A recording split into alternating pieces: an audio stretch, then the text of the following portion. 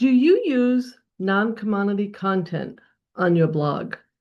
First of all, what is commodity, right? A commodity is something that anyone can get. Paper towels, it's a commodity. The only way it's a non-commodity if someone makes something very unique and special. I give you a quick example. I actually crocheted some scrubbies for my stepdaughter. She was starting a new business making cookies and baked goods and saw one of these at a craft fair and says, gee, I can't get more. Can you make me some? So I went ahead and made them. So that would be considered a non-commodity because you couldn't buy the ones that I made in the store today, right? It's unique. So that's the same thing you have to think with your content for your blog. And it really goes back to that old SEO EEAT that I'm sure you've seen all over, read all over, heard about, right? It's having experience in something, having the expertise, which means over time, and authoritativeness in your niche, along with being trustworthy. So you can sort of think of non-commodity similar to that, but you want to make it more unique. You don't want it to be copied through AI or another blogger. Another example I have of that for you is a case study. If you remember recently, I did a case study, which I can go ahead and share my screen to show you on this case study that I did. It was a blog growth case study, would increase traffic in 2026. And this was for a different blog, not here on Inspired to Thrive. I started another blog about 2 years ago called Rural Area Life. And I didn't want to use social media for it. I was very selective and trying to keep it non me. I didn't want it to compete with this blog or another blog site that I have. And I was just being very private about it. And I decided earlier this year to change that because I wanted to start generating more traffic and making some money off this particular blog as my interest peaked more in it. And figuring it may be my retirement blog someday. So, what I did is I started a new YouTube channel and I created an author page with my image, which I think I can show you right here. So, it's still me, but I made it different than my author bio, author photo from my other blogs. I wanted it to be unique. So, I changed that. I did the information right here on the front page. I've been adding a lot of short videos from the YouTube channel and really making it more about me and not something that someone else could actually copy. And as you can see, I've also added Pinterest and Facebook along the way. So the case study that I did was really all about how that worked and about updating existing posts. You've heard me talk about that on Inspired to Thrive over the years. I'm always updating that content, but in a way that made it more unique. So that's really what I did and what I've been doing on anything that I do today. And I wanted to just share some of that, with you. So I did see quite a bit of traffic increase after I implemented these changes over on Rural Area Life. And again, it's having those credentials. When I first started, I only had my name, I didn't have my photo, so no one really knew who I was and how could they trust the blog if they didn't know who's behind the blog, right? I always say you have to have your photo out there, just like I do on my homepage. You always have to have something of you there. And again, even on the about page, let's see my about page here. It's the same thing. You want to have your bio. You want to have information about you and what you do. So that was the whole point of having that. I'm going to stop sharing the screen here. That was the whole point about having this non-commodity content and how it's really important now in the age of all this AI and being able to rank both in the search engines like Google and also in ChatGPT, Gemini, et cetera, et cetera.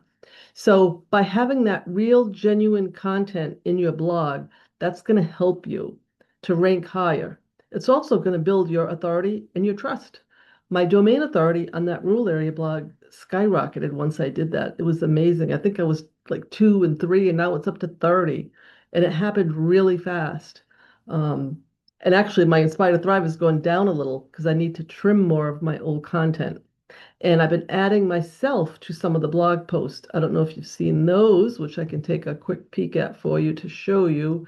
Let's see, I gotta move this over. We gotta get right to the blog area here. Here we are, blog.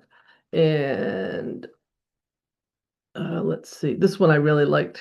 I included 2 other bloggers. I actually emailed them and asked them, is it okay that I use your photo? That was your photo, but I used AI to make the picture. So as you can see, this is the actual image that looks like me, right? Sort of, without the glasses or different glasses there. And my friend Ryan over from Blogging in Paradise, he was really my motivating factor for going on my own many years ago. He started a couple years just ahead of me. And this is also Ryan Robb of The Right Blogger, the tools I absolutely love. It was funny because after I created this, I thought to myself and said, all 3 of us love to hike, love to go on long walks, and it really made sense to have this as part of an image for this particular blog post. So again, that's the type of thing you try to do is to get more real with everything that you do. I just want to get my blog here. I got one other one I just wanted to show you, another new one that I did.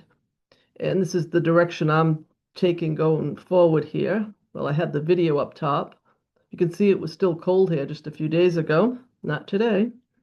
Let's see. I don't know if this, oh, right here. Again, I created an image and I used the right blogger, their image option. I put my own image in there.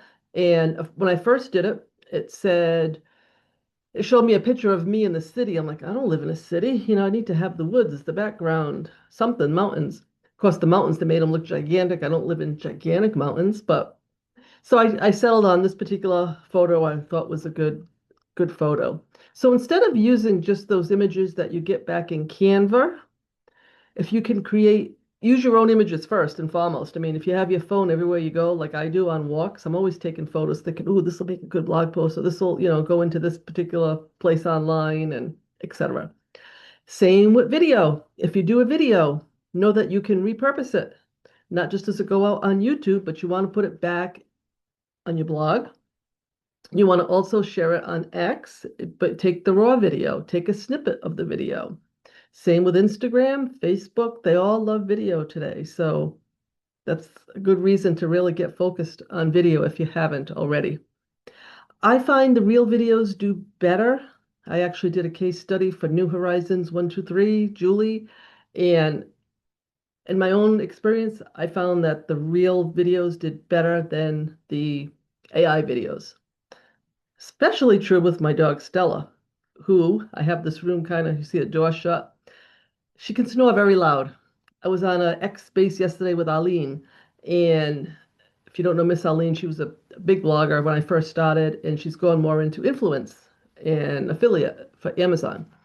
But she had this space, and I had left my audio on, and she asked the question, Lisa, is your dog in the room snoring? And I was like, oops, I forgot. Yep, she was. So Stella's become a star. If I used her in some videos, the last video I actually did here in my office, she got into a bag and it was an old teddy bear. In fact, I don't know if it's right behind me. I can probably get the old teddy bear. Yep. And she took it out of the bag. She played with it and she took the eye out. I did save the eye. It is back on the shelf there so that I can sew that back together. So I'm a little careful when I do videos around Stella now. Between her snoring and getting into mischief in the office. Yeah. But it keeps it real. So, being on that space, Arlene knew about my dog because I shared information on my dog.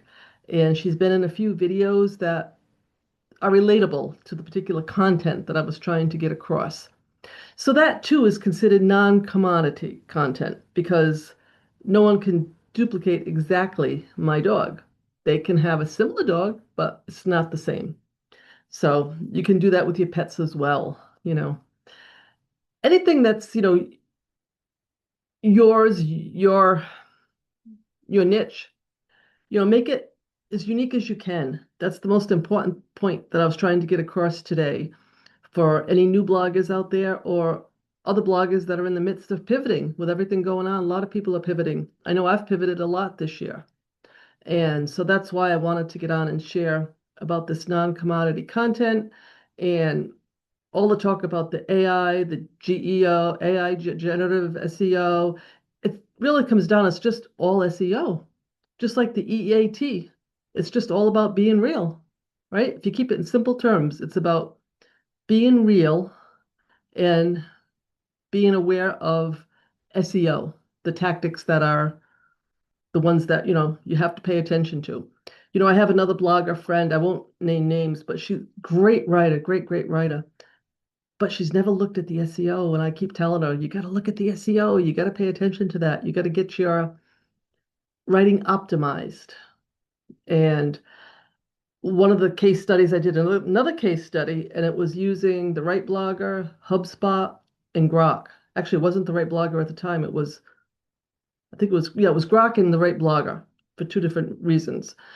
And then I started playing with HubSpot as well. So now I've got three that are really helping with the whole SEO.